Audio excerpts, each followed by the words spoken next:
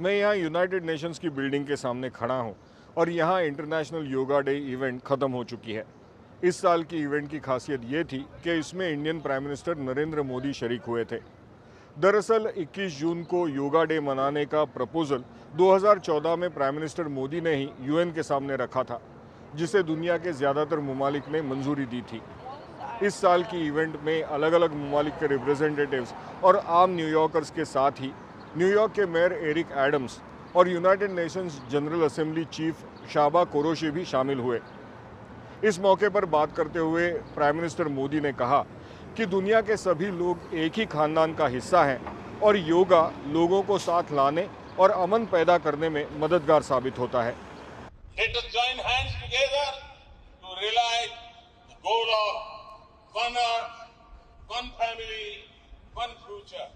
इस इवेंट में बड़ी तादाद में भारतीय अमरीकी भी शामिल हुए। हमने इस इवेंट के बारे में उनकी राय जानने की कोशिश की।